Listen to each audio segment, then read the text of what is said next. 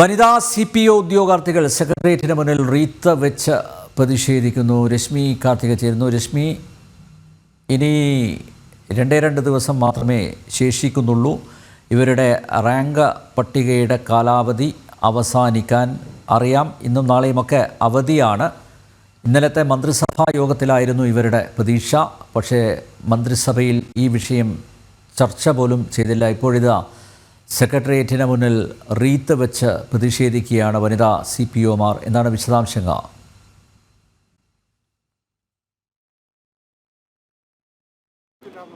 Anil Nambiar, CPO ഉദ്യോഗാർത്ഥികളുടെ സമരം അത് കണ്ടു നിൽക്കുന്നവരുടെയും കണ്ടു നനയിക്കുന്നതാണ്. ഓരോ ദിവസവും അവർ ഓരോ തരത്തിലുള്ള സമരരീതിയാണ്. കല്ലുപ്പിൽ നിന്നവർ പ്രതിഷേധിച്ചു, മുട്ടിലിഴഞ്ഞ് പ്രതിഷേധിച്ചു. അതോടൊപ്പം തന്നെ പല രീതിയിൽ ഇന്നിപ്പോൾ സ്വയം ഒരു മൃതദേഹമായി മാറുകയാണ്. ഇവർ വെള്ള പുതച്ച് കിടക്കുന്നു, നെഞ്ചിൽ റീത്ത് വെച്ചിട്ടുണ്ട്. ഞങ്ങളുടെ നെഞ്ചത്ത് റീത്ത് വെക്കരുതേ സർക്കാരെ എന്ന് പറഞ്ഞുകൊണ്ടാണ് ഈ CPO ഉദ്യോഗാർത്ഥികൾ സെക്രട്ടേറിയറ്റ് മുന്നിൽ കിടക്കുന്നത്.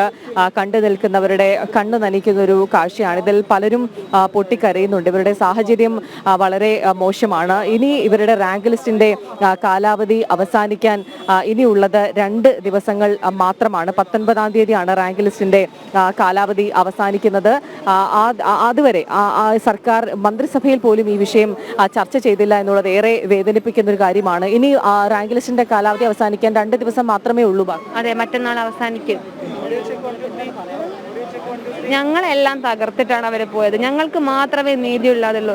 കാരണം ഞങ്ങൾക്ക് അർഹതപ്പെട്ട വേക്കൻസിയാണ് കഴിഞ്ഞ ലിസ്റ്റ് അവർ കൊടുത്തത്. മെയ് വരെയുള്ള വേക്കൻസി.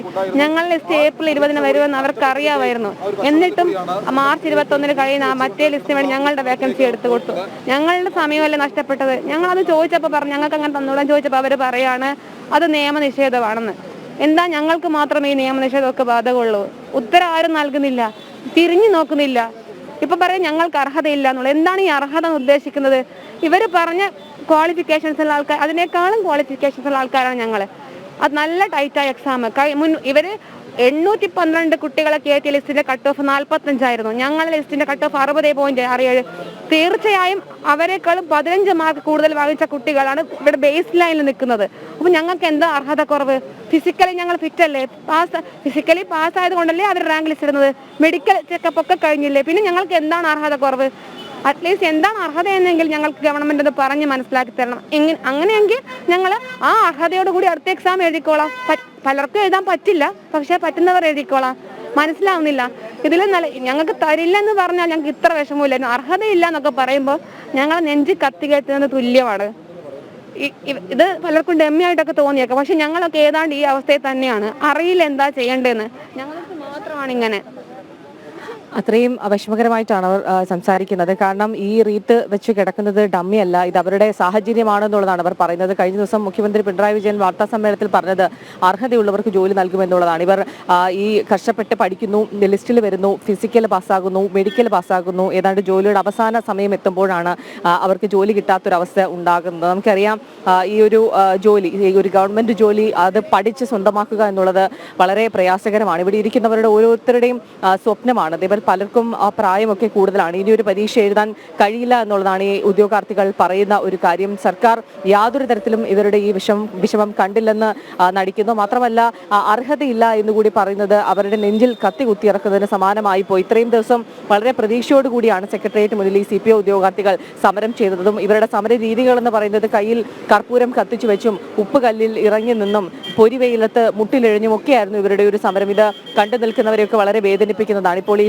സെക്രട്ടേറിയറ്റ് മുന്നിൽ സ്വയം മൃതദേഹമായി മാറുന്ന ഈ കാഴ്ചയും വളരെ വേദന ഉളവാക്കുന്നതാണ്. പക്ഷേ സർക്കാർ മാത്രം ഇത് കണ്ടില്ലെന്ന് നടിക്കുകയാണ്. മാത്രമല്ല ഇവരുടെ സമരം ഇവർക്ക് യാതൊരു തരത്തിൽ അർഹതയില്ല എന്നുള്ള തരത്തിൽ തന്നെയാണ് മുഖ്യമന്ത്രി കഴിഞ്ഞ ദിവസം വാർത്താ സമ്മേളനത്തിൽ സംസാരിച്ചത്. കാരണം അർഹതയുള്ളവർക്ക് ജോലി നൽകും എന്നുള്ളതായിരുന്നു മുഖ്യമന്ത്രിയുടെ ഒരു പരാമർശം. അത് വളരെ വേദനിപ്പിക്കുന്നു എന്നുള്ളതാണ് CPO ഉദ്യോഗാർത്ഥികൾ പറയുന്നത്. ഏതായാലും ഇവരുടെ റാങ്ക് ലിസ്റ്റ് അവസാനിക്കാൻ ഇനി 2 ദിവസങ്ങൾ മാത്രമേ ഉള്ളൂ. ബാക്കി എന്ത് ചെയ്യും എന്നറിയാത്ത ഒരു സാഹചര്യത്തിലാണ് ഈ ഉദ്യോഗാർത്ഥികൾ ഉള്ളത്. ഏതായാലും ഈ സമരം വളരെ ശക്തമായി തന്നെ സെക്രട്ടേറിയറ്റ് മുന്നിൽ തുടരുകയാണ്. അനിൽ നമ്പ്യാർ.